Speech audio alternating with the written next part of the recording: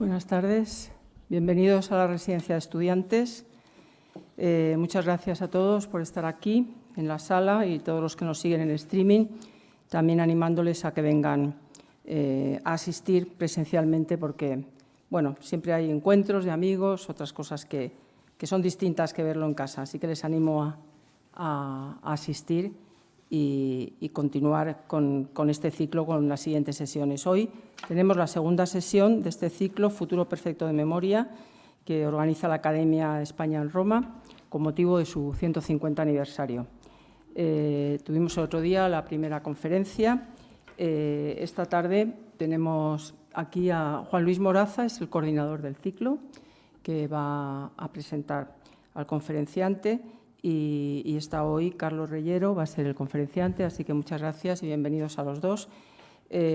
Para la residencia pues es una alegría compartir esta celebración con la Academia de Roma, porque bueno, es una institución con la que compartimos muchas cosas, tanto en la época histórica como ahora mismo. Entre otras cosas, becarios hemos compartido y también muchos objetivos. También quiero citarles para la siguiente conferencia, que es bastante interesante, el próximo miércoles 8 de febrero. El conferenciante será Juan Luis Moraza, o sea que les cito para ese día también. Y bueno, Juan Luis Moraza, para los que no les conozcan, que es el coordinador del ciclo, es escultor, es docente en distintos másters y programas de doctorado en distintas universidades, es investigador, comisario de exposiciones. Y bueno, su obra forma parte de distintas colecciones, de prestigiosas colecciones nacionales e internacionales. Él presentará al profesor Carlos Reyero, así que muchas gracias y adelante. Gracias, Alicia. Y en primer lugar, de nuevo, agradecer tanto a la residencia como a la propia Academia de Roma. Como sabéis, este ciclo y pertenece al ciclo dentro de la cantidad de actividades conmemoración del 150 aniversario de la fundación de la Academia de España en Roma, ¿no? En este contexto, quiero remarcar que el inicio mismo de la Academia remite a aquel grupo de conspiradores que se reunían fuera de Atenas en un jardín que compró Platón, que estaba vinculado con el héroe mítico de Academo, y precisamente era ese lugar donde se reunían para hablar de asuntos importantes de una manera mucho más libre, menos práctica y más especulativa de los temas, más que de una manera mucho más estricta y más productiva se trataban en el liceo. De tal manera que la Academia nació en Atenas precisamente como una manera más libre y, como digo, especulativa de tratar los temas, sin las presiones de productividad. En ese contexto, cuando nace la Academia de Roma, nace con este mismo principio de libertad de pensamiento y de desarrollo del saber más allá de exigencias de carácter productivo, ¿no? Y quiero mencionar una frase del propio acta fundacional de la Academia de España en Roma de 1873, ¿no? Ofreciendo a nuestros artistas un campo de estudio, algún lugar de recogimiento y de ensayo en la ciudad que será eternamente la metrópoli del arte en Roma. Estos 150 años han supuesto, decía la semana pasada, el incremento progresivo de una auténtica comunidad de aprendizaje muy vectorizada precisamente hacia al ser partícipes de un saber y destinado precisamente al intento de aportación dentro de distintos campos de conocimiento, que son los que estaban a estar presentes en este ciclo, en este momento, ¿no? Como cada conmemoración es retrospectiva, pero también proyectiva, supone no solo la constatación de lo que ha sido, sino la constatación de supervivencia y, por tanto, de su futuro, ¿no? La semana pasada citaba a Agustín de Hipona cuando decía que solo hay realmente tres tiempos, ¿no? El tiempo de los tiempos pasados, el tiempo del presente y el tiempo del futuro, ¿no? Y en ese contexto de un tiempo complejo es donde se inscribe esta conmemoración, entendiendo que la memoria aquí no tanto es un registro de hechos, sino más bien una especie de balance de deseos. Así que tengo el placer de presentar hoy, dentro de este ciclo, a Carlos Reyero, y vamos, conocen ya la presentación por la publicidad del ciclo, pero es catedrático de la Universidad Pompeu Fabra de Barcelona, catedrático también de la Universidad Autónoma, director del Departamento de Historia del Arte en la Autónoma durante algunos años, académico de la Real Academia de Historia, fue director también del Museo de Bellas Artes de Valencia y, bueno, es autor de prácticamente 300 trabajos de investigación, tanto en libros como en capítulos de colaboración, como en congresos y, por lo tanto, y además con unos intereses siempre vinculados con la propia historia del arte, fundamentalmente desde el siglo XVIII, pero tratando siempre de una manera de aspectos muy importantes de la función de las imágenes en la construcción de la identidad, tanto la identidad de género como la identidad cultural, la identidad política y cultural, ¿no? A través de pormenorizadas monografías a veces de artistas y otros asuntos, ¿no? Y ahí seguramente todos esos intereses tan especiales desde una perspectiva profundamente rigurosa como académico, pero al mismo tiempo muy libre en su orientación, seguramente eso fue lo que desde que nos conocimos en Roma en 1991 nos hizo encontrarnos, y yo recuerdo vivamente las conversaciones y las visitas por la Roma monumental que contribuyeron a, desde entonces, tener una amistad, ¿no? Esa intensidad permite que se haya producido, en cierto modo, una prolongada conversación, que también ha sido el signo de una amistad, ¿no? Recuerdo, y antes lo recordaba con él, ¿no?, cómo me contó muy pronto después de conocerle, que en el prólogo de uno de sus primeros ensayos históricos mencionaba, al referirse a la tarea del historiador, que de los historiadores decía: no somos profesionales del amor, hablando justamente de una forma de orientar la tarea y la relación del historiador con aquello de lo que trata, que creo que es paradigmática de una forma de atención hacia las obras de arte y hacia la historia, que mezcla el amor y el humor. Y seguramente es en ese contexto donde el rigor académico se mezcla en él con una mirada muy transversal y muy libre, ¿no? Así que gracias por acceder a este compromiso, Carlos, y gracias por estar aquí con nosotros. Buenas tardes, señoras, señores. Bueno, quiero empezar agradeciendo a la Residencia de Estudiantes, a la Academia de Roma, esta invitación y, por supuesto, muy especialmente a Juan Luis Moraza, que siempre es tan generoso conmigo en las conversaciones privadas y también en las presentaciones públicas. Estar a la altura de una propuesta de Juan Luis Moraza para mí es una gran responsabilidad y él lo sabe. Yo estoy acostumbrado a trabajar con artistas muertos y eso hace que no hablen, y como no hablen, pues se puede decir de ellos lo que uno quiere. Cuando me encontré con artistas vivos en Roma, pues me obligó a cambiar el chip, porque, claro, yo tenía idealizada esa figura de artista, de creador, de persona singular, diferente. Y el pensamiento de Moraza es un pensamiento complejo, sin duda alguna. Y cuando me invitó a dar esta charla, pues realmente me puso realmente en un compromiso, porque por una parte me apetecía mucho, pero por otra parte también me imponía mucho, ¿no? Empecé pues leyendo el texto introductorio que él había escrito de las conferencias, que las que ustedes conocen, y allí decía, siempre con las palabras escritas es más fácil tejer un discurso paralelo, ¿no? Decía en la presentación de ese ciclo, dice textualmente: la memoria no es un registro de hechos, sino un balance de emociones que, como tal, se interesa en las singularidades que han transformado el tiempo. Y, de alguna manera, venía a decir que el historiador se interesa por lo singular, ¿no? En definitiva, por aquello que provoca emociones. Y yo pensaba que realmente solo puede provocar emociones aquello que sigue presente de algún modo, porque las emociones del pasado o aquello que emocionó en el pasado es muy difícil que nos emocione ahora si no conseguimos transformarlo en nuestras propias preocupaciones. La memoria, por lo tanto, interpretaba yo que es el resultado de una emoción presente, de ahí ese título de No hay más tiempo que el presente.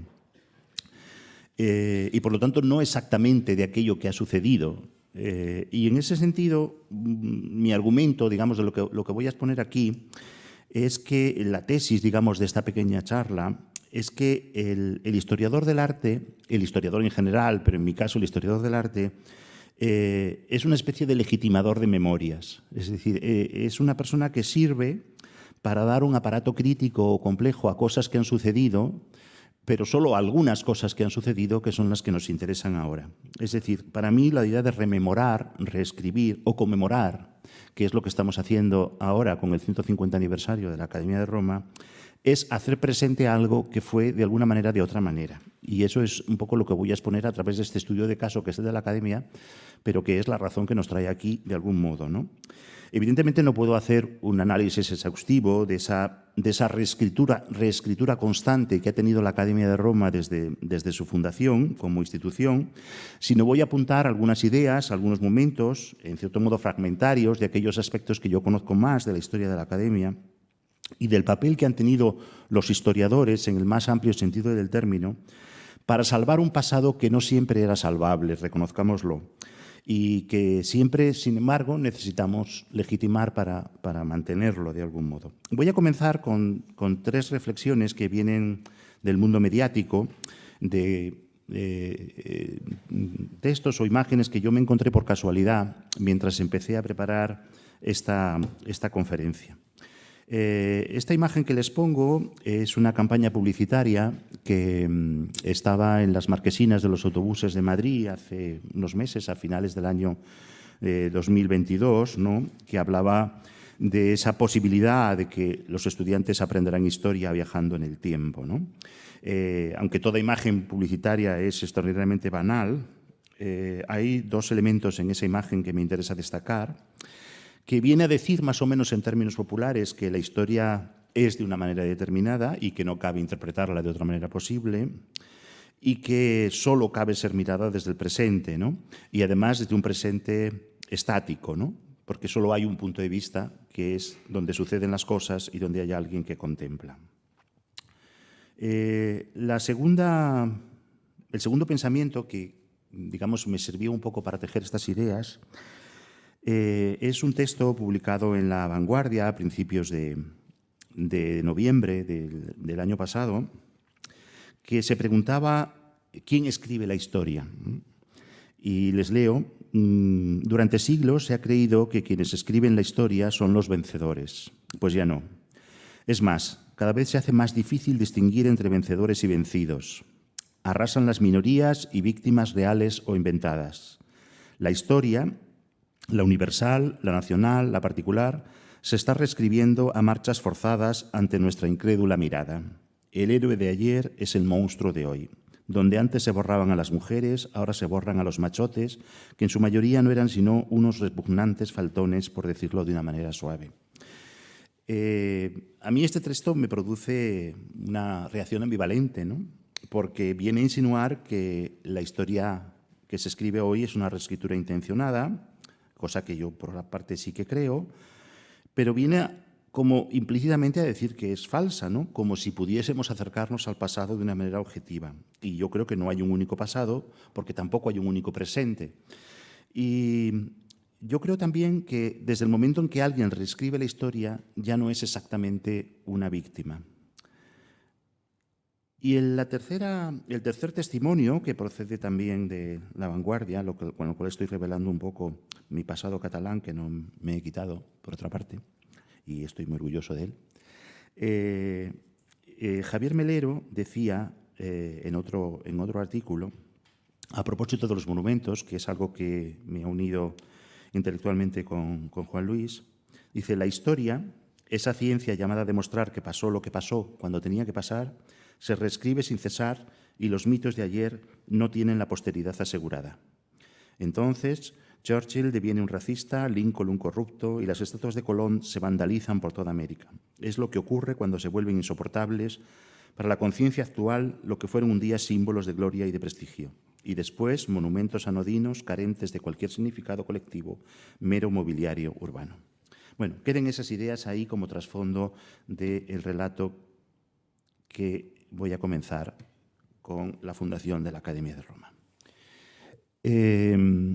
La Academia de Roma es una fundación política y como tal fundación política se espera de ella rentabilidades políticas o si se quiere, dicho de otra manera, rentabilidades públicas.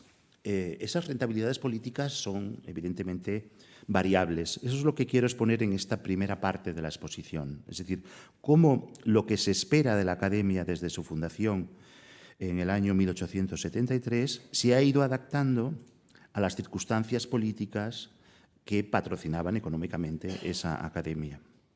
En la Correspondencia de España, un periódico del año 73, durante la Primera República, está ese texto que dice: el señor Castelar, antes de la fundación, es decir, está la filosofía de la creación de la Academia, estudia los medios de fundar en los edificios españoles y con los fondos de los establecimientos españoles en Italia una Academia de Bellas Artes en Roma, dice, que sirva a la educación estética de la juventud tan necesaria en toda república. Evidentemente, el término república no es solo una forma de gobierno, sino es la cosa pública, es decir, tiene esa dimensión, digamos, de lo que significa lo público, salvando todas las distancias 150 años antes de ahora. Sin embargo, ese texto, esa filosofía, educación de la juventud tan necesaria a toda república, se va modelando poco a poco. Voy a ir poniendo algunos ejemplos de cómo se cambia esa memoria, adaptándola a cada momento. Por ejemplo, en el año 75, a raíz de la restauración alfonsina, se ignora la fundación republicana y hay una especie de lavado de la memoria de lo que significa Emilio Castelar, ¿no? Por ejemplo, el 5 de octubre del año 1875, con motivo de la exposición de las obras del concurso, los pensionados artistas tenían que pasar por un concurso, como ustedes saben, antes de el que ganaba es el que iba a Roma, se dice en la prensa que, aunque fue creada para conmemorar el establecimiento de la República, hoy su obra política ha desaparecido. Es decir, ya no existe esa razón de ser, se olvida. Pero su obra artística vive, es decir, lo que importa es su consecuencia. Y vivirá mucho tiempo, con gran contentamiento del arte, que siempre recordará agradecido el nombre de su autor. Es decir, parece que hay una salvación del personaje, que efectivamente será un personaje salvado por la memoria política, pero no por su régimen en el que se implantó. Con la restauración realmente se puso orden sobre las propiedades españolas en Roma y en concreto sobre el convento de San Pietro in Montorio, donde se instalaría la Academia. Y en la época, unos días después, dice ese texto tan interesante que dice: quedando el resto del monasterio y su extensa huerta en lo alto del Llanículo, en el sitio más bello de Roma y en uno de los paseos más frecuentados por la alta sociedad, para que funde allí España, que no la tiene, la Academia de Bellas Artes como las posee en Francia y Alemania. Es decir, en ese texto hay algunos elementos que van a surgir después, que es el sitio más bello de Roma. Es decir, que la dimensión de la belleza del lugar es inherente al prestigio de la propia Academia. Un paseo frecuentado, es decir, que la gente distinguida pasea por allí. A mí me resulta un poco increíble, pero bueno, teniendo en cuenta lo que cuesta subir hasta allá arriba. Pero en fin, se supone que la alta sociedad pasaba por allí. Y emular a Francia y Alemania, ¿no? Ese es otro elemento. Es decir, que se está modificando de alguna manera ese relato. Voy a poner algunos hitos, voy a pasarlos un poco rápido porque realmente esto es un trabajo de erudición que a mí me ha divertido mucho realizar, pero que quizás a ustedes les aburre un poco.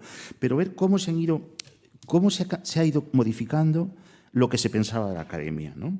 Por ejemplo, en el año 75 hay un elogio preciso del canon, ¿no? El canon, que es algo de lo que se habla hoy tanto, de cuál es el canon, de romper el canon, cuáles son los modelos. Hay un texto que habla de se exige disciplina severa para la raza española, que es necesita escuela, necesita orden, y por lo tanto se entiende la academia como una colocación en el camino correcto, podríamos decir. En el año 78 aparece, por ejemplo, otra idea que se arrastra de la academia hasta hoy, que son los modelos de artistas que nunca fueron pensionados. Es decir, la necesidad de prestigiar la academia a través de individuos que estuvieron en Roma y que se formaron en Roma al amparo de otras circunstancias, pero que se asumen como parte de la memoria legitimadora de la academia. Estas dos figuras fueron Rosales y Fortuño. Y concretamente en el año 78 se dice, allí se hizo Rosales, allí se hizo Fortuño. Esto solo habla bien alto en favor de nuestra Academia de Roma. Es decir, que es una tergiversación del relato, ¿no? Pero son esos dos artistas prestigiados los que prestigian la institución. En el año 82, en una fecha tan temprana como el año 82, aparecen los primeros debates sobre la necesidad de mantener la academia, porque claro, es el momento en que ya en Francia, a partir del conocimiento del impresionismo, los críticos más avanzados se preguntaban qué sentido tenía formar unos artistas en Roma de acuerdo con unos parámetros clásicos, ¿no? Y eso está en la prensa, ese debate está en la prensa. Concretamente se publica un artículo del crítico francés Albert Wolff sobre la necesidad de que desaparezcan todas las academias de Roma, ¿no? Da algunos argumentos, que la manera de desplazarse por Europa es mucho más fácil que antes se iba a Roma porque era muy difícil moverse y uno se quedaba allí, pero ahora ya no. El centro del arte moderno es París, es decir, la idea de la novedad, que es otro elemento, estar al día, que es una cuestión de esa época. La idea de que coarta la libertad, el relato romántico de la libertad. Y, claro, se pone ese artículo de Wolff para que después el comentarista español de ese artículo diga que eso es una torpeza. Es decir, que lo clásico existe siempre, que siempre se debe de estudiar en Roma, que París está bien para vender cuadros, pero que no puede ser el único sitio donde vayan los artistas. A raíz de la dirección de Casado de la Lisal hay un nacionalismo conservador que vuelve a reivindicar ese papel y se introduce también un elemento que no he comentado aquí en la imagen anterior, que es la referencia a los reyes católicos y al rey Alfonso XII. Es decir, cómo el hecho de que la fundación del templete de San Pietro y Montorio se atribuya a los reyes católicos hace que la propia academia también tenga un pasado glorioso con los nombres de Isabel Fernando que no habían salido nunca en el relato. Incluso se pone, ese escudo es el de Alfonso XII que se coloca en la puerta de entrada con una inscripción precisamente aludiendo al papel de Alfonso XII, es decir, que hay otro cambio de registro. Los cuestionamientos sobreviven a finales del siglo XIX. Es muy interesante uno de Balsa de la Vega, porque Balsa de la Vega es uno de los críticos españoles más conservadores y resulta bastante extraño que, a pesar de ser un conservador en lo político como en lo estético, sin embargo dice en el año 94 que todo lo que se pinta en aquella casa y esculpe no sirve para nada, que esos enormes telones, refiriéndose a la pintura de historia, no valen para nada. Dice, todos sabemos cuán escaso fruto ha producido en estos últimos tiempos la Academia de Roma. Es decir, es así de cruel realmente, ¿no? Y dice que hay que crear bolsas de viaje, que no tiene sentido vivir como un fraile de clausura, dice exactamente, por ejemplo.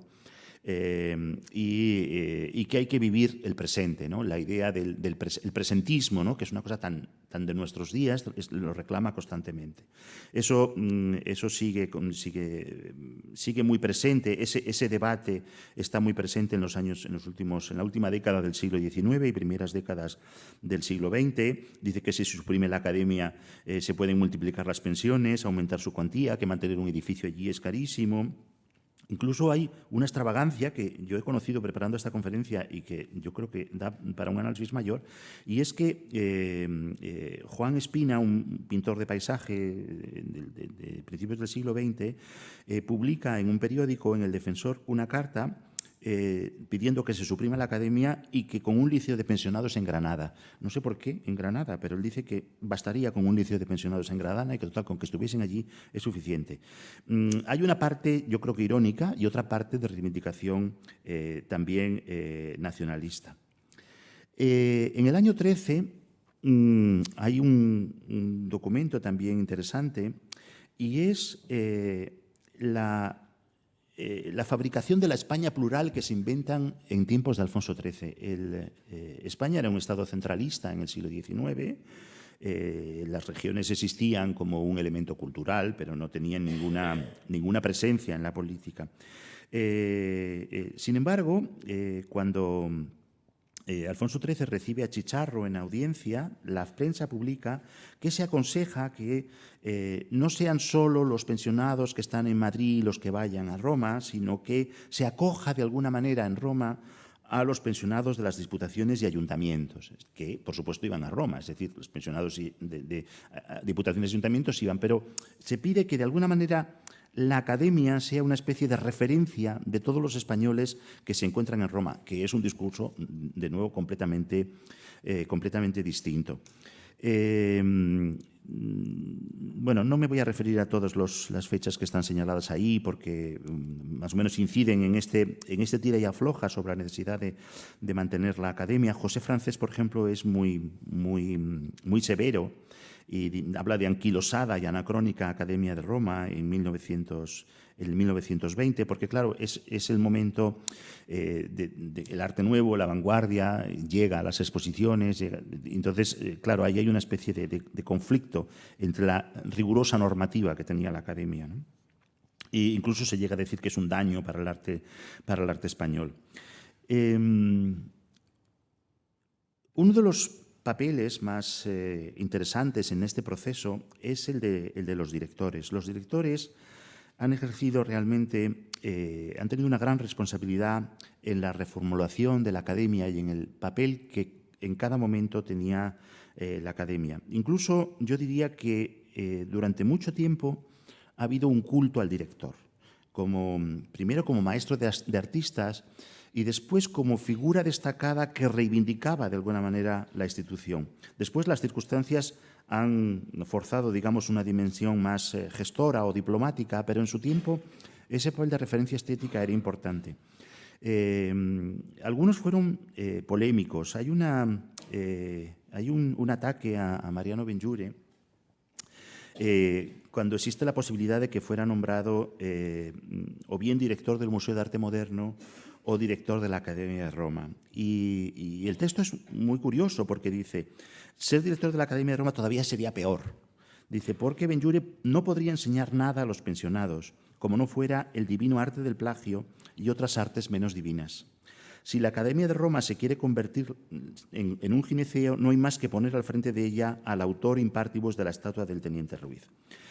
Esto no es un miedo a que hubiera mujeres artistas, que también, sino que hubiese demasiadas modelas, digamos, como se las decía entonces, ¿no? Modelos femeninos, y atribuyen a Benlliure ese peligro, ¿no? Por lo tanto, se introduce siempre el elemento de la moral.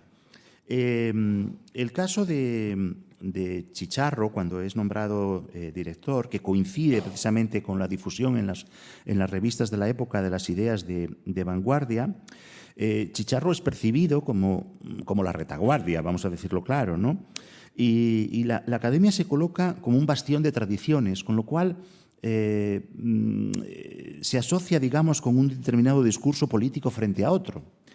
Y curiosamente, cuando eso se trata, ese tema, en la prensa de la época, se dicen cosas que no coinciden con la ilustración de las imágenes, es decir, como si la esfera quisiera tener una dimensión más moderna y coloca esas imágenes de los futuristas italianos, mientras que él, lo que dice Chicharro, se contradice, digamos, de alguna manera con esa imagen. El caso de Blay también es un caso muy interesante. Seguramente yo siempre he pensado que Blay era un hombre mucho más simpático y mucho más atractivo desde un punto de vista humano que Chicharro, y seguramente que eso también intervino en que fuese mejor visto como director. El propio José Francés, que tanto se había peleado, sin embargo dice que es un acierto indiscutible. Me interesa la información que se da de Blay en la prensa cultural de la época, porque la noticia se acompaña de otro elemento del que hablaré después, que es la iconización del templete. Es decir, la utilización de ese elemento distintivo como elemento de continuidad de la academia.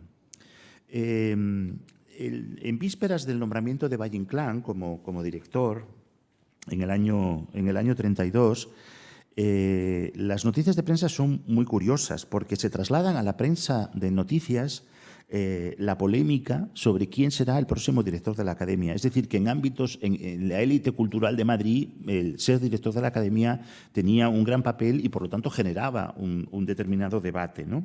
Y cada uno tenía unos partidarios, ¿no? Estaba Teodoro Nasagasti por la Academia de San Fernando, Victorio Macho por el Patronato del Museo del Prado y Valle-Inclán por el Consejo Superior de Cultura, que era un organismo de la República. Y que tenía muchos enemigos, naturalmente. Y el elegido, como ustedes saben, fue Valle-Inclán.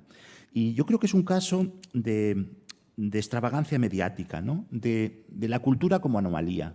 Es decir, no se eligió a Valle-Inclán fundamentalmente, evidentemente era un escritor de prestigio, eso no hace falta decirlo, ¿no? Pero vamos, Teodoro Nasagasti y Victorio Macho en sus especialidades también lo eran.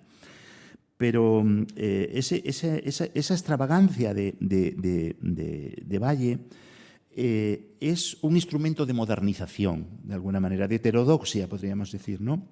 Que es un recurso que estamos acostumbrados a ver muchas veces.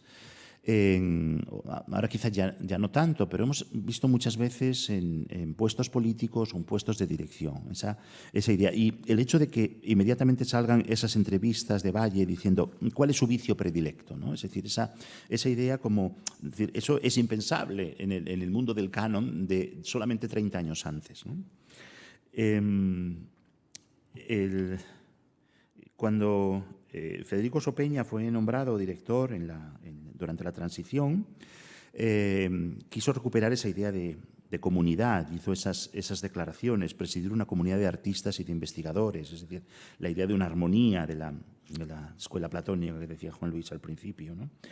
Y también introduce un elemento que no estaba, pero que ahora está muy presente, que es el servir de puente entre dos mundos. Bueno, dos mundos que están muy cercanos, pero no dejan de ser dos estados distintos, España e Italia. Es decir, que aparece esa dimensión diplomática como un elemento que se exhibe, que no estaba en su origen absolutamente, ¿no? Cuando Felipe Garín ocupó la Academia, también en alguna revista cultural también salieron sus declaraciones y dijo algo de lo que yo estoy diciendo ahora. En el fondo, el interés de la Academia sigue vigente, adaptándose al tiempo presente, ¿no?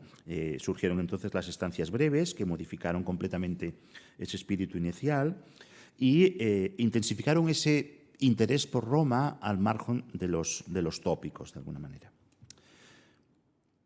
La segunda cuestión que quiero abordar y que he apuntado ya en algunas de las imágenes que he presentado es la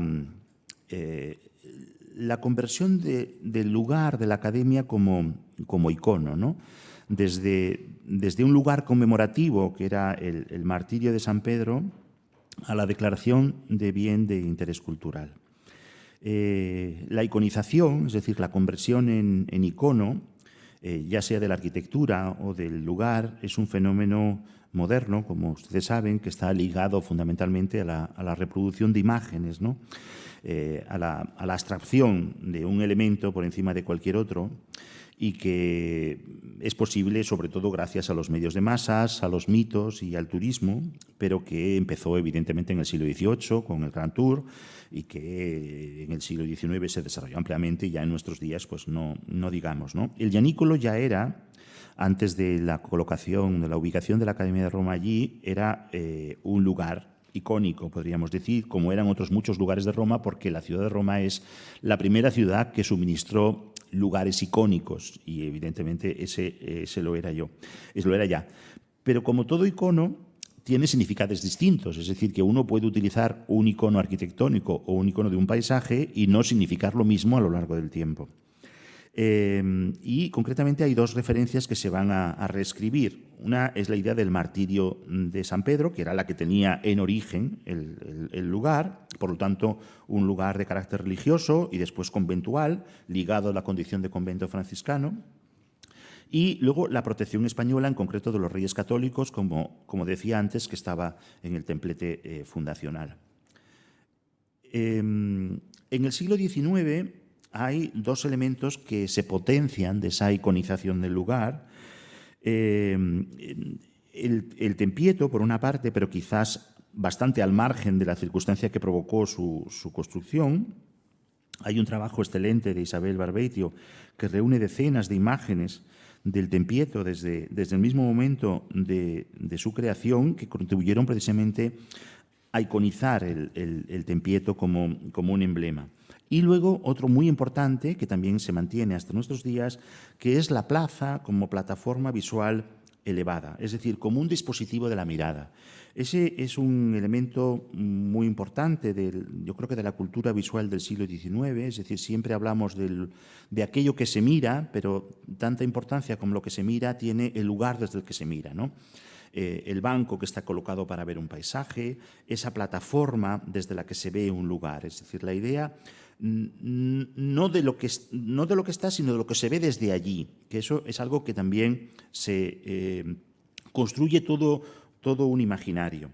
En ese sentido, la poetización literaria del lugar cuenta con innumerables ejemplos. No voy a leer todos los que están ahí porque me alargaría excesivamente. Pero bueno, la más magnífica vista de Roma, la urbe gloriosa yacente sobre la gloriosa colina, que no hace falta ser doctor Freud para hacer un análisis más allá de lo que significa esa frase yacente sobre la gloriosa colina, una vista permanente para los becarios, es decir, como si los becarios estuviésemos allí todo el día mirando por la ventana, que no se ve por otra parte. Bueno, algunos privilegiados artistas tenían esos estudios fantásticos que podían ver, pero los historiadores del arte estábamos relegados en la parte de atrás, nunca veíamos nada. La visión melancólica, que también es muy interesante porque yo personalmente no veo a Roma una ciudad melancólica, pero es una cosa subjetiva. No voy a debatir aquí si Roma es melancólico o no es melancólico, pero a mí me parece que no es nada melancólica. A pesar de tener tanta ruina y tanto pasado, no la veo así. Pero Antonio de Joseph, por ejemplo, pues sí piensa con melancolía, es decir, piensa lo que tiene detrás, lo que está enfrente, ¿no? La idea de ilustración y belleza, la idea de que solo se puede alcanzar ilustración a través de la belleza y muchos más testimonios que han ido creciendo ese núcleo originario de la academia. Por supuesto, se convirtió repetidas veces en motivo pictórico.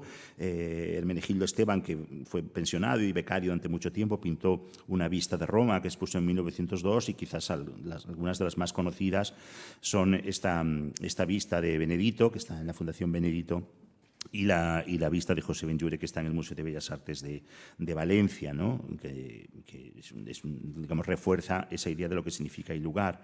La instalación de Rogelio López Cuenca a fines de los años 90, el Passaggio con la caduta de Ícaro, en referencia a la obra de Bruegel, de alguna manera recoge esa tradición del lugar desde donde mirar, ¿no? El crítico Stefano Bartecciaghi dice: está el paisaje, Ícaro no está, ¿no? Pero sugiere una caída final tras las ambiciones, ¿no? También una dimensión positiva, un punto donde caer, ¿no? Bueno, y muchas más cosas que podríamos seguir hablando, pero que de alguna manera establecen ese puente con ese lugar y con las poéticas que puede resurgir ese lugar. En cuanto al Tempietto, su uso ha sido incesante y bajo las más variadas formas, ¿no? Ha sido desde la Ilustración española americana en el año 2, que se coloca como emblema, el sello en el año 73 con motivo del centenario. Entonces se recuerda construcción ordenada por nuestros reyes católicos, es decir, que la Academia casi se remonta más atrás, otro elemento de legitimación emocional. Y, por supuesto, los catálogos de los becarios en los últimos 30 años han presentado distintas variaciones sobre el Tempieto como icono. La declaración de bien de interés cultural y la conversión del conjunto como un monumento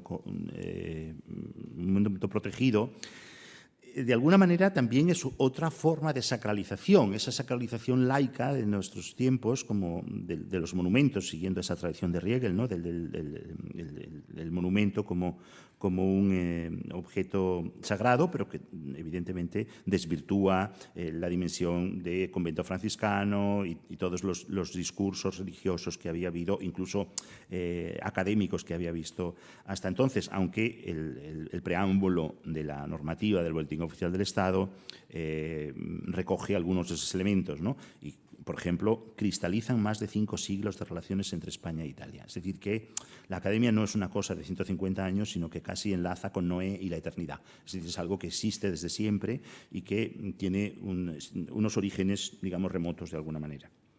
La tercera cuestión que quiero abordar son cómo han variado, pero no tanto, los instrumentos de legitimación y ritos como configuradores de memoria, porque la memoria es posible porque se está todo el día machacando las mismas cosas. Entonces es como se está recordando que las cosas existen, ¿no? La memoria se construye por repetición, porque lo que no se repite se olvida. Y por eso he puesto esta imagen, que se lo cuente por sí sola, no hace falta que yo explique nada, ese paralelismo entre esa galería de retratos, que es una idea de los primeros pensionados que se pintaban, se autorretrataban o se pintaban a sí mismos, lo hicieron durante las primeras generaciones. La galería estuvo muy descuidada realmente durante muchos años. Eran obras, vamos, que los artistas pintaban con mejor o peor calidad sin preocuparse demasiado. Muchos se cambiaba el bastidor, se doblaba los marcos, pero me consta que yo creo que a raíz de que yo hice una exposición un poco antes, realmente empezaron a considerarse que aquello era algo digno de decir, estos son los que estuvieron aquí y por lo tanto vosotros sois como ellos, ¿no? Esa es la idea. Yo me identifico con eso. Hoy esa función la cumplen las publicaciones anuales y, por supuesto, la página web donde están esas personas tan guapas y tan elegantes y mucho más naturales, entre comillas, que los antiguos becarios. Las publicaciones también han hecho un papel. ¿Cómo han cambiado las publicaciones de la Academia? Claro, eso nos obliga a entrar en el terreno de la historiografía del arte, pero he escogido estas 3 obras de 3 momentos distintos porque, claro, la historia de la Academia necesita libros y esos libros se han escrito de manera distinta. Podríamos hablar mucho más, pero vamos, no me puedo extender en todas las cosas porque son como pequeños guiños y pequeñas ideas, ¿no?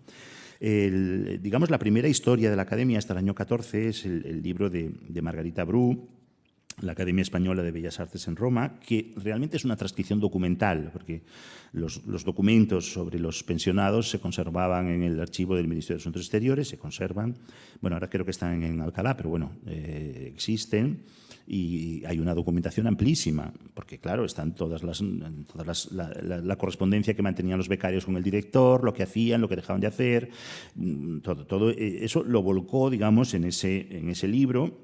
Bueno, es el primer hito de esa construcción de un rato, porque el libro, digamos, que es el que configura, digamos, un pensamiento. Esteban Casado, que es casi de mi generación, un poquito mayor que yo, hizo su tesis doctoral sobre la historia de la Academia, que luego se ha publicado parcialmente, no está toda la historia, pero la idea de él, y lo conozco porque hablé mucho con él sobre estos temas y he colaborado con él en algunos trabajos, él entendía también Roma como un crisol que se proyectaba más allá de la academia, que es algo que todavía se conserva. Es decir, no es solo lo que los artistas hicieron en Roma, sino que el hecho de pasar por Roma proyecta de alguna manera la academia sobre sus actividades posteriores. Es decir, por eso estudia a los pintores de la primera promoción no solo lo que hacían en Roma, sino lo que, por haber estado en Roma, hicieron después. Y luego el libro para mí extraordinario por su erudición de Montijano, ¿no?, que ofrece realmente una historia de la academia con unos análisis muy, muy rigurosos y muy necesarios realmente en su momento. Luego están lo que yo llamo con cierta frivolidad las performances, ¿no? Evidentemente, un artista de performance se enfadará conmigo por calificar estos eventos sociales como performance, pero bueno, no sé, se pueden llamar de cualquier manera. Que son las visitas de las reinas, que es otro elemento de continuidad, ¿no?, que es un elemento muy interesante porque nos habla de la feminización de la cultura. La cultura no ha estado feminizada hasta ese momento. La creación era una labor masculina, la crítica era una labor masculina, todo era una labor de los hombres. Pero, sin embargo, aunque eran solo varones los que iban, casi desde el principio son la reina de Italia o la reina de España las que están presentes, se sacan la fotografía y, por lo tanto, al feminizarlo, y que no se me entienda mal lo que voy a decir, de alguna manera se ofrece una visión como amable, más atractiva de alguna manera y menos beligerante del contenido cultural o político que pueda tener. A mí me llama muchísimo la atención esa imagen de Palmaroli, de la que está a mi izquierda, a la izquierda también aquí, que, claro, como en ese momento realmente las fotografías necesitaban un tiempo de exposición y era la fotografía lo que utilizaban luego los ilustradores para reproducir, en la parte superior está la fotografía que se hizo el día que vino la reina de Italia con Palmaroli explicándole un cuadro. Un cuadro que no existe, si se fijan, es un marco, solo hay un marco. Está explicando un marco, se ha quedado así en la posición como de un orador y están todos los pensionados mirando. Pero es una fotografía que se utiliza para que un dibujante coloque y añade cosas, añade una estatua de Velázquez que yo sepa nunca estuvo y el cuadro que el pintor a lo mejor no había barnizado todavía o lo que fuera, ¿no? Es decir, lo importante que es en la construcción de la memoria estas nuevas imágenes, ¿no?, estas nuevas imágenes de los lugares que realmente llega hasta nuestros días, como podemos ver. Luego está el papel que tienen las obras. Yo he titulado este apartado "Por sus obras los conoceréis", ¿no? Adaptaciones modernas de viejos discursos. Las obras realizadas en Roma, no sé lo que ocurrirá actualmente, pero durante varias décadas los artistas exhibían con orgullo que habían pintado esa obra en Roma y solían poner la palabra Roma junto al año y su firma, ¿no?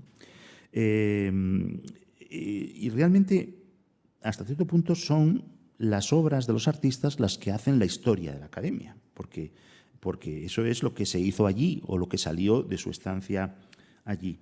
Pero como cada obra, igual que cada artista, tiene una trayectoria independiente. Por mucho que un artista quiera controlar su imagen o la obra que realiza, la fortuna crítica no la puede escribir él, ni siquiera los críticos pueden escribirla, es decir, siempre se va a reescribir, ¿no? Y en ese sentido creo que el historiador tiene un papel fundamental en recordar esa reescritura de las obras, ¿no? A mí me tentaba poner muchos ejemplos, pero bueno, voy a poner uno especialmente famoso que es de la primera generación, que es el cuadro de Pradilla de Doña Juana la Loca, que consiguió la medalla de honor en la exposición del año 78 y proyectó realmente la fama de la institución y la fama del artista. Pero ese cuadro realmente se manipuló constantemente, es decir, se convirtió en un modelo caricaturesco, en un cromo de colección sobre la historia de España, fue utilizado por Juan de Orduña como icono verdadero de la escena en Locura de Amor, y recientemente, buscando todo esto, lo he encontrado también en un rap histórico que están contando la historia, y aparece también esa misma escena tal como la pintó Pradilla, ¿no? La sala 75 del Museo del Prado es donde ahora mismo está la Doña Juana la Loca, que está junto a otras obras de la Academia de Roma, de pintores de la Academia, o obras realizadas en el entorno. O sea que, de alguna manera, la sala 75, con los cuadros de historia, no todos, pero en su mayor parte, son una especie de homenaje del primer museo histórico, que es el Museo del Prado, a esa presencia. Uno de los fenómenos más curiosos de reescritura de las obras son los ejercicios de desnudo que realizaban los artistas a finales del siglo XIX, ¿no? Los artistas, antes de emprender una obra de composición compleja, tenían que realizar un estudio de desnudo donde demostrasen los estudios de la anatomía. Eran obras secundarias en su mayor parte, eran casi ejercicios anatómicos con un argumento, pero no tenían el valor, digamos, de obras museísticas, ¿no? Casi todas ellas realmente pasaban al Ministerio de Asuntos Exteriores, pero por una causa que realmente se desconoce, un grupo de ellas pasaron al Museo del Prado en los años 20.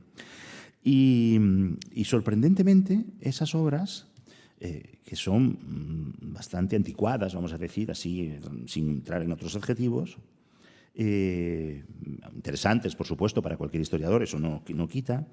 Sin embargo, han tenido una nueva vida, ¿no? Por ejemplo, el primer beso de Viniegra, que está en la parte superior, fue una pieza fundamental en la sala 4 de la exposición de invitadas que se celebró en el Museo del Prado hace un par de años, ¿no? Y fue una de las piezas. No he conseguido una fotografía de la sala, he puesto otras que estaban en esa sala, y llamó especialmente la atención. Es decir, que obras que tenían simplemente una función es decir, es algo así como si los exámenes de nuestros estudiantes se recopilasen en un libro y de repente aquello que dicen nuestros estudiantes se convirtiese en una especie de dogma de fe, algo por el estilo. Es un poco exagerada la observación, pero bueno, me lo permite. Con el caso de la autopsia, mucho más, porque por más que yo me he empeñado en decir que el cuadro de Simonet se llama Una autopsia, que es el título que le da el pintor, que es el título con el que se envía a Madrid y que es el título descriptivo y neutro de una escena, en algún conservador cursi decidió llamar Y tenía corazón. Y entonces, desde el momento en que uno pone Y tenía corazón, ya se introduce una historia. Y es una obra que es uno de los... Es del Museo del Prado, está depositada en el Museo de Bellas Artes de Málaga, y puedo decir que es una de las obras más admiradas del Museo de Málaga. Y evidentemente, esa foto que difunde el Museo de Málaga de ese señor tan anciano como yo, que se corresponde con el médico que está estudiando el corazón, está estableciendo una determinada lectura. Es decir, hasta dónde podemos llegar con una obra de arte con un contexto determinado. Esta es una demostración de esa reescritura de la historia muy evidente. Otra reescritura, que también para muchos será familiar, es la idea de regionalizar la academia, ¿no? La academia es una institución del Estado, tutelada por la Academia de San Fernando, que no tiene nada de Estado autonómico o de traslación de un Estado autonómico, pero en los años 80 y todavía hoy hay un empeño por fragmentar el discurso de la academia, y claro, como no hay suficientes artistas de cada sitio solo en la academia, pues incluyen todos los que estaban en Roma. Entonces se introduce ese elemento de la escuela de Roma, que es un término ficticio, porque no hay una escuela de Roma, son señores que están en Roma y que pintan cosas, pero escuela significaría que tienen algo en común. Puede tener en común una generación, pero no todas las generaciones, ¿no? Pero eso construye un relato, ¿no?, de cara a unas determinadas exposiciones, que es un tema también muy importante. Es decir, cómo ha servido la academia para contar eso. Por supuesto, la idea de contar otra historia del arte, los museógrafos actuales, yo que también he sido durante un poco de tiempo director de un museo, también lo asumo, y desde luego como historiador lo asumo completamente, tenemos la necesidad de cambiar los discursos de la investigación y los discursos expositivos, ¿no? Es decir, que, aunque solo sea por higiene, es decir, que no se pueden mantener los relatos de hace 50 años, es decir, en eso creo que estamos de acuerdo todos. Otra cosa es que el discurso que se imponga guste o no guste, pero eso yo creo que estamos de acuerdo todos.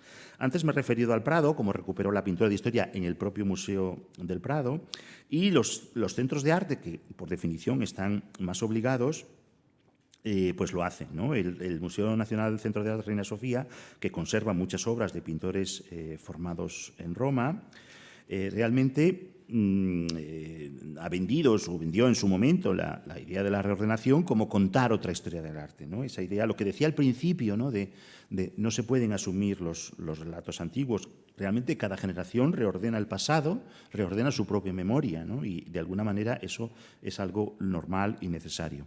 En esa reordenación, como digo, hay muchos artistas formados en la academia antiguos, modernos, pero que están ahí y que tienen un papel en el determinado discurso. Por ejemplo, una obra no sé si ahora estará, pero estaba, una obra de Joaquín Valverde, se enmarca en un periodo histórico, el de la autarquía, es decir, el reforzar el discurso histórico, reforzar el aparato teórico y, por lo tanto, utilizar esas piezas más allá de un valor estético que puede estar compartido o no.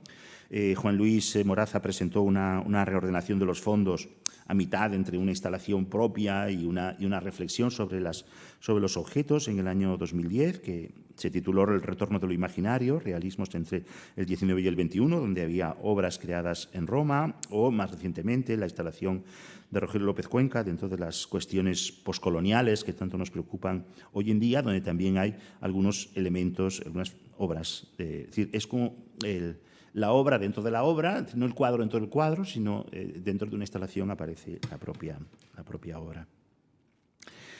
No puedo dejar de hablar de monumentos porque es uno de mis temas de investigación y que, como ha dicho Juan Luis Moraza, que nos llevó a conversar y a hablar de ello. Los monumentos, por su propia naturaleza, aunque creados al amparo de la academia, son los que más han sufrido la reescritura, porque, claro, las piezas que están en el espacio público son las que más exigen esa reescritura. Voy a poner dos cositas porque no me puedo extender del siglo XIX. El caso de Oms, por ejemplo, que es un pensionado de la primera promoción, que es bien significativo, ¿no? Para empezar, el paso de boceto a mármol o bronce, que es una cosa, es decir, que ya el material no es irrelevante, es decir, las cosas con las que están hechas los objetos artísticos no es una cosa secundaria. Y eso es un cambio, porque lo que se hace en la academia generalmente es un boceto. Sobre todo su transformación monumental, la utilización del pedestal, la verja de separación, el ritual de la inauguración, las modificaciones, el cambio de ubicación, todo eso son procesos de reescritura de esas propias obras, que han llegado incluso a reproducciones. Es decir, me he encontrado, lo confieso, en toda colección, una especie de una cosa, que es, digo cosa porque no sé cómo llamarlo, que es una reducción en miniatura del monumento de Oms, que supongo que adornará algún hogar. Y se vende, no sé si se habrá vendido, pero a lo mejor se puede encontrar. Hay casos curiosísimos, como el de Indortes y Stolacio, de Medardo San Martín, que es uno de los grupos que más cambian, porque no solo cambia como monumento, sino que se funde en bronce en época de Franco.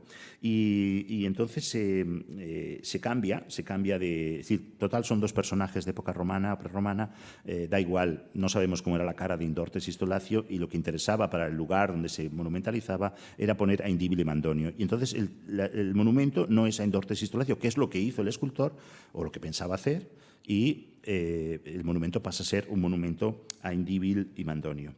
Y bueno, ese es el papel que tiene en la ciudad de Lleida.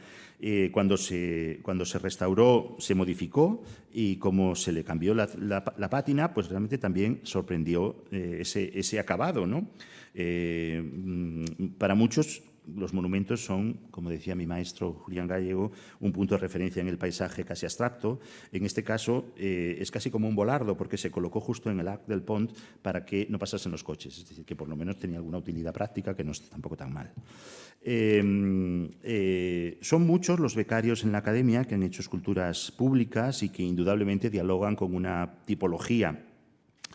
He puesto 3 ejemplos, 4, pero bueno, 3 ejemplos que responden a una tipología de alguna manera tradicional, el Valle Inclán de Francisco Toledo, o el Velázquez de Francisco López Hernández, o el Juan Negrín de Juan Bordes en Las Palmas. Y otro ejemplo también de una obra de arte público que traigo intencionadamente aquí, que es un encargo institucional, Fanal, Jardín de las Delicias, en Bilbao, de Juan Luis Moraza. De alguna manera se inserta dentro de ese discurso del arte público, ¿no? De algún modo, ¿no? No sé si Juan Luis conocerá lo que dice un blog sobre su escultura, pero a mí me divirtió mucho encontrarlo. Dice que es la obra más brillante de Bilbao. Eso es como decir que es la obra más brillante del universo, porque claro, Bilbao es el universo, o sea que estaba diciendo lo más. Pero no para ahí. Dice, quizás si la habéis visto, no sabíais que era una obra de arte. Es decir, que uno pasa por allí y dice, ¿esto será una obra de arte o será un depósito municipal? ¿No? Y dice, y el que lo escribe dice, busqué algún indicio de que esto era una obra de arte. Tendría que serlo, ¿no? Estando al lado del Museo de Bellas Artes tiene muchas posibilidades. No puede ser que el ayuntamiento le haya dado por poner farolas en un mismo sitio de distintos tamaños y formas porque sí. Bueno, lo traigo porque nos invita a reflexionar sobre ese tema de la monumentalidad y sobre realmente cómo es necesario acercarse de maneras diferentes. De todas maneras, el debate sobre los monumentos, yo cuando trabajé sobre monumentos del 19 nunca pensé que el tema tenía, a mí me interesaba, pero nunca pensé que podía tener la repercusión actual. Hoy es uno de los temas que verdaderamente nos traen de cabeza todavía. Ocupa un lugar central en los debates públicos en relación con la memoria. En Barcelona, por ejemplo, la estatua del Marqués de Comillas se quitó del pedestal por lo que significaba. El presidente de la Comunidad de Cantabria, de la que yo procedo, se apresuró a decir que le llevasen rápidamente el Marqués de Comillas allí, que eso era una injuria contra Cantabria y esas cosas. Bueno, es una prueba de esa polémica. Por eso he traído ese texto que encontré y también como un pequeño homenaje y recuerdo a Jorge Lozano, que fue el director de la Academia cuando nosotros estábamos en Roma, y creo que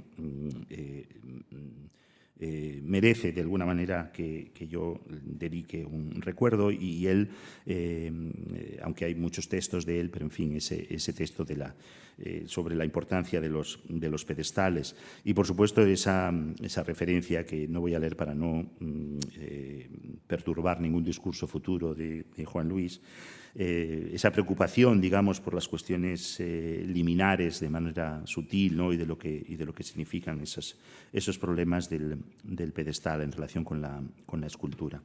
Y ya por último, voy terminando, una de las transformaciones que estaba en el texto que leí al principio de Wilkinson, es decir, ahora ya lo que importan son las mujeres y por lo tanto son las mujeres las que escriben la historia. En el caso de la Academia eso es un fenómeno, ese cambio de perspectiva, ese cambio de esa dimensión identitaria de quién es el que está allí, el género de las personas que están, también es un elemento muy importante de cómo se ha reescrito también la Academia, ¿no?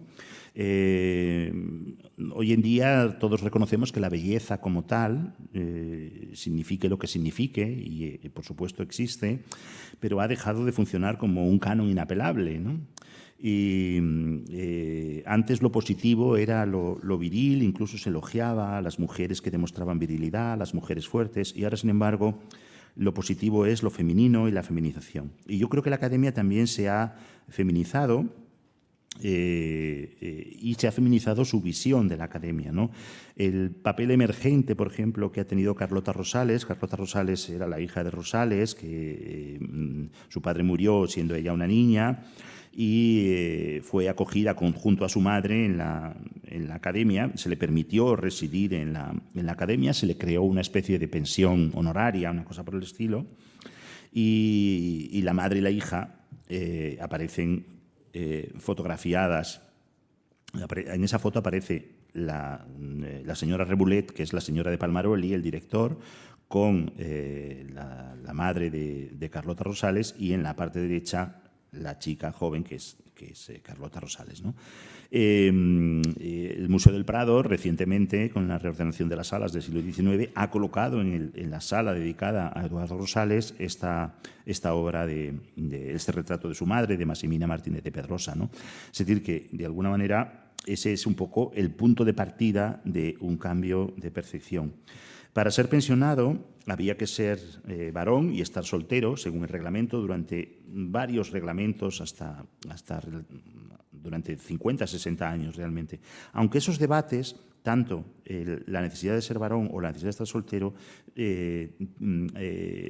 tienen muchos cuestionamientos, ¿no? El texto más interesante, este sí que lo voy a leer porque es de Emilia Pardo Bazán y es un texto muy conocido, pero es un texto precioso. En el año 1901, nada menos, dice Emilia Pardo Bazán: felicito a los pintores al interesarse en que sea admitida a oposiciones, luego no iría, pero por lo menos fue admitida a oposiciones, para la pensión de Roma una señorita, sobrina de Pradilla, a quien se trataba en las esferas oficiales de excluir por razón de su sexo, interpretando a la chinesca ciertos artículos del reglamento que vedan la presencia de mujeres en la Academia de Roma.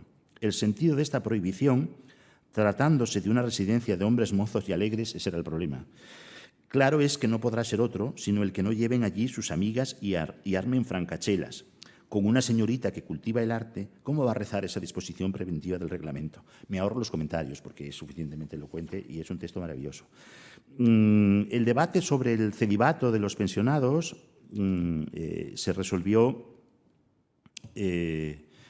con el nuevo reglamento de la llegada de Blay por primera vez en el año 26. José Francés empezaba a decir que no tenía mucho sentido que no fuesen personas casadas, ¿no?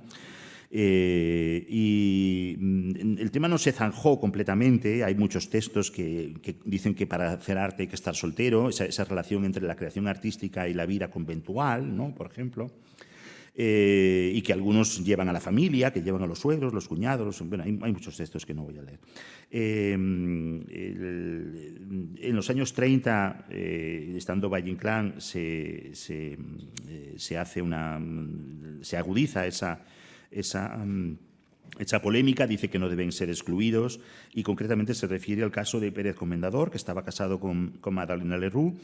Y curiosamente, si se me permite también la comparación, es como tener dos pensiones en una, porque muchas de las esposas de los pensionados son artistas y crearon también una obra muy importante cuando estaban en la academia. Es decir, que no eran propiamente pensionadas, pero son más que una mera esposa de, es decir, son verdaderamente artistas ya importantes, ¿no? Digamos que tienen una formación, que no son meras aficionadas, pero que podían ir solo porque eran consortes. El caso de Madalena Leroux es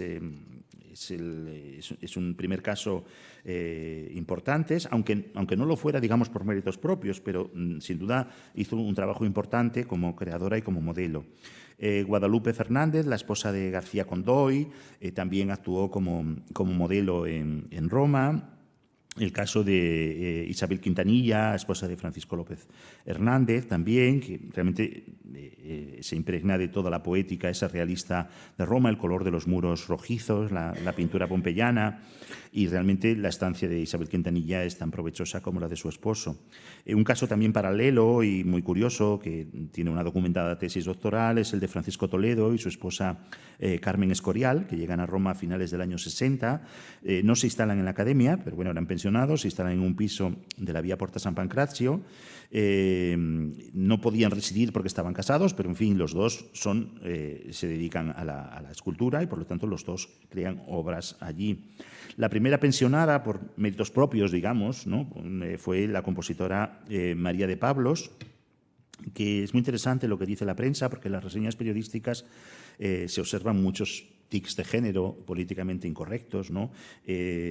Por ejemplo, siempre es la señorita, nunca se diría el señorito. Y, por supuesto, es de una atractiva belleza rubia. Nunca se dice de un caballero que tiene una atractiva belleza rubia, que se podría decir, ¿no? ¿Por qué? Pero ella, es decir, que es como si esa tarea no fuese... Y luego se insiste mucho en que es discípula del maestro Conrado del Campo.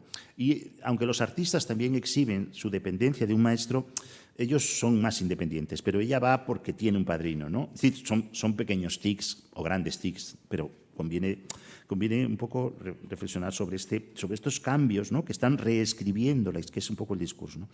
En los años 60 la presencia de mujeres se hizo más habitual. La primera de artes plásticas fue María Teresa Peña Echeveste, que lo recuerda el Boletín Oficial del Estado con ocasión de la declaración de Vic. Y luego, entre las relecturas de género, quizá a lo mejor algún día se hace las de las sexualidades no normativas, sobre las que quizá la Academia de Roma tendría también mucho que decir, ¿no? Y que sería otra manera de contar el propio relato de la Academia. Y por último, ya para acabar de verdad, esta es la última pantalla, quiero subrayar la importancia que desde los años 60 del siglo XX hasta hoy, aunque su presencia se reclamó con anterioridad, lo reclama José Francés, pero no se le concede, es el papel que han tenido los y las historiadores del arte. Hace unos meses hablaba con la doctora Jiménez Blanco, con María Dolores Jiménez Blanco, que está preparando una exposición histórica sobre la Academia de Roma desde muchos puntos de vista, y decía, y los historiadores del arte y tal, y yo fui el primero que le dije, hoy, los historiadores del arte, la verdad es que no son importantes, tampoco, bueno, no son tan importantes como los artistas. Es una cosa que me salió así, que no me había parado a pensarlo, ¿no? Y cuando preparé la conferencia me di cuenta de que estaba completamente equivocado. No sé si lo que hicieron en Roma en esos años, lo que yo hice, realmente fue importante o no lo es, pero realmente en esa nómina, que he puesto en su mayor parte personas con las que yo me he tratado a lo largo de mi vida, hay personas tan importantes, no sé, como Leticia Azcue, por ejemplo, como Beatriz Blasco, como Andrés Úbeda, como Fernando Marías, como René Payo, que ocupan un papel importante en la historia del arte de hoy, ¿no? Y esos son nombres que, no solo, pero esos desde luego han escrito la historia del arte con la que yo he aprendido y son discípulos, algunos de los que están ahí y que seguramente escribirán la historia del arte mañana. Termino citando de nuevo a Juan Luis Moraza, que dice que no hay tantas academias de España en Roma como pensionados, sino muchas más. Y yo también lo creo, porque no solo los pensionados conservamos esa experiencia, sino que también la cambiamos. Evidentemente, lo que yo he ido pensando de la Academia de Roma en las veces que he estado allí, pues también ha cambiado mucho y la memoria no es una cosa estable, ¿no? Yo aquí solo he podido dar cuenta de algunos cambios y, como dice el periodista Javier Melero, el pasado en realidad es un juguete del presente, ha sido mi juguete, pero es un muñeco incapaz de replicar. Y por lo tanto, pues espero que se me permita este juego. Nada más. Muchas gracias.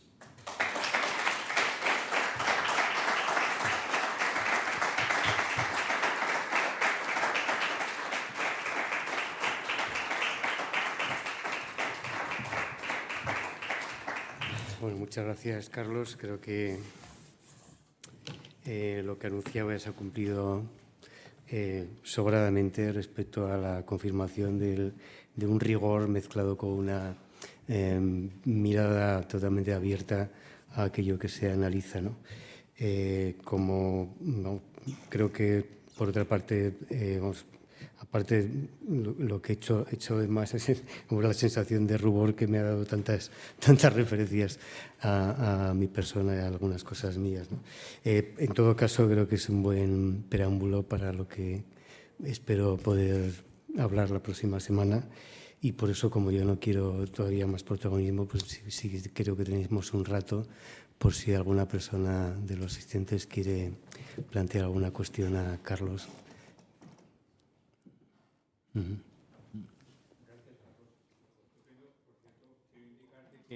Que Ángeles está al otro lado del hilo, allí en Roma, y me ha ido mandando mensajitos diciendo muy bien esta protección, muy bien esta puntualización, y me ha dicho que estás invitado que él cree que cuando ha estado ella, por lo menos no has estado, no has vuelto. No he ido porque no me han invitado. Yo no que me pego en las... Expresamente, bueno... Pero bueno, si surge, sí, no pasa nada. Te traslado la invitación porque me acaba de mandar unos mensajitos.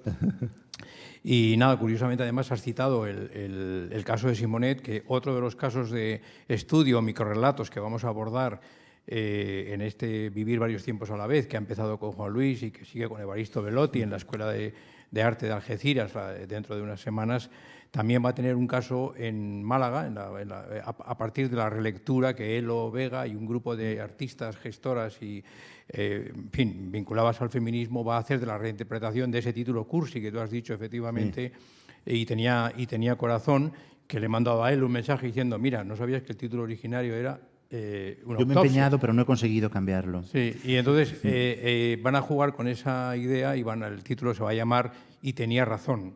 Entonces van a hacer una serie de prácticas que ya veremos en cómo se resuelven.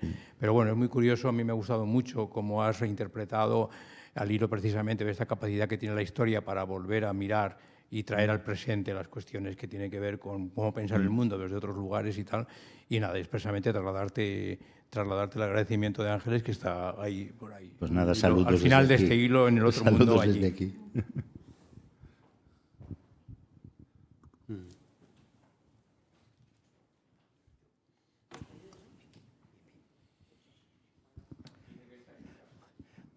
En principio, Muchas gracias. felicitaciones a la Academia de Roma. ¿No se oye? Sí, se oye, ¿verdad? Tengo tan poca voz y tan fea. ¿Se oye ya? No quiero gritar mucho.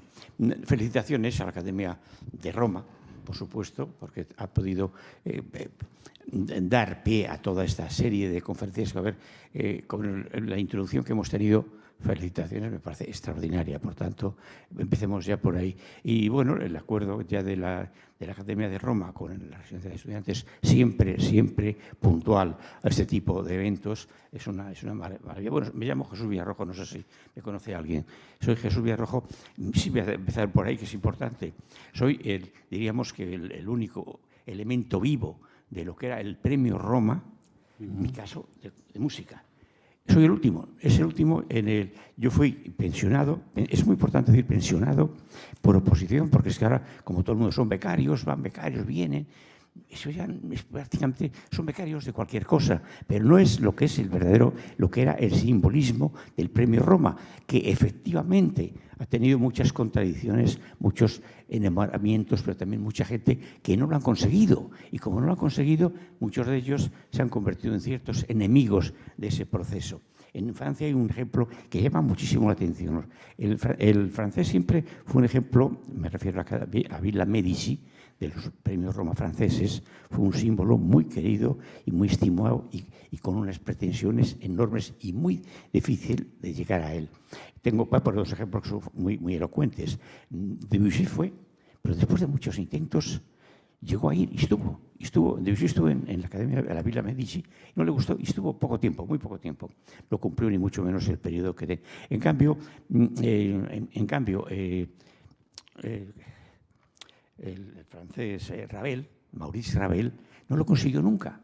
Optó al Premio Roma muchísimas veces y no lo consiguió nunca.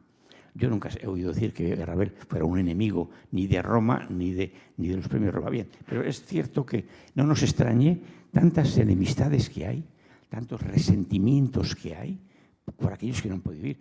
Era una cosa muy difícil conseguir. Porque cuando hablamos de becarios, un becario de Roma, es que ahora ya los que son becarios de Roma dicen que son premios Roma. Eso es una falacia, eso es un timo. No son premios Roma. Para ser premios Roma, yo voy a explicar un poco el proceso mío, no quiero entretenerles mucho porque ya se va haciendo tarde. Miren, yo hice el premio Roma en la oposición, concurso de oposición muy largo, duraban 2 o 3 meses, pero eso era lo mismo, que fuera para música, para composición, que era mi caso, como los de la pintura, como los de arquitectura, como los de todo el mundo, teníamos que pasar en su academicismo feroz, de verdadera preparación, tanto en unas materias como en otras. El de composición era enorme. Estuvimos por unos 2 o 3 meses, fue una oposición muy larga. junto a las materias que había que manejar. Es que esas materias después se manejaban luego en Roma, pero cuando nos daban la pensión, nos concedían ya la pensión, no estábamos obligados a ninguna estrategia, a ninguna limitación para nada. Lo que pasa es que los que íbamos a Roma ya en los años, yo estoy hablando ya del final de los años 60, ya íbamos, pues, unos mejor preparados, otros muy mal preparados, otros sin preparación. Los plásticos, me refiero a escultores principalmente y a pintores especialmente, también iban bastante bien preparados los arquitectos, pero los músicos no sabíamos nada de nada. Habíamos hecho nuestras carreras por aquí, las oposiciones, pero realmente lo que era el mundo de la composición en aquel periodo no sabíamos nada. Entonces íbamos con una modestia y con una inseguridad extraordinaria. Entonces éramos los que al final mejor rendimiento sacábamos de todo aquello. Porque los pintores, bueno, hacían lo que querían.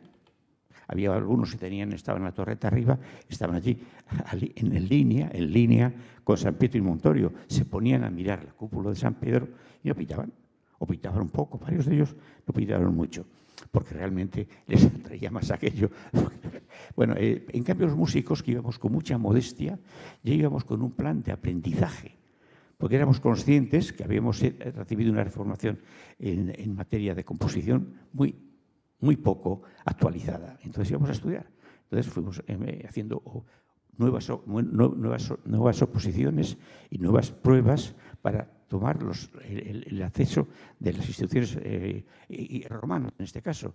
Los compositores, casi todos, pasamos por la Academia de Santa Cecilia. Era un centro de formación compositiva que era espléndida.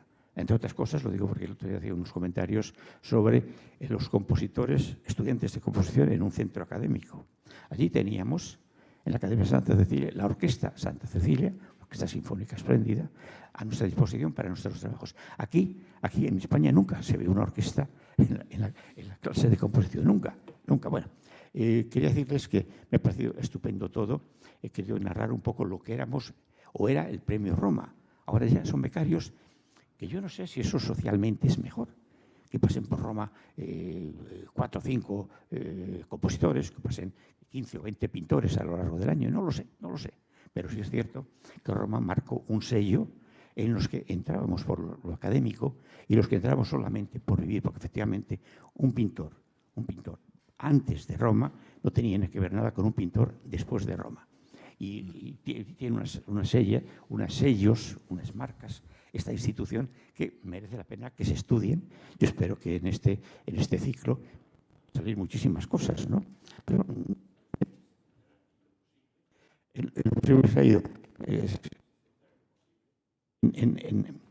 en lo real, en las materias, desde una perspectiva de realidad.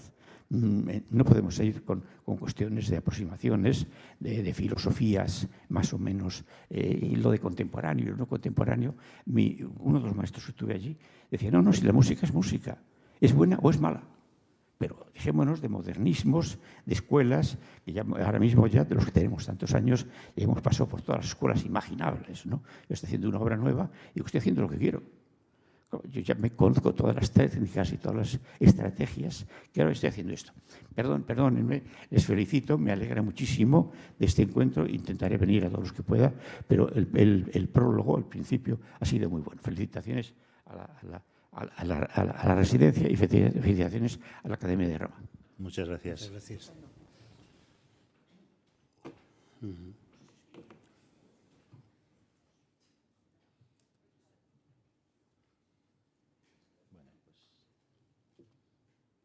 Continuará. Continuará, sí. Muchas gracias por su asistencia y...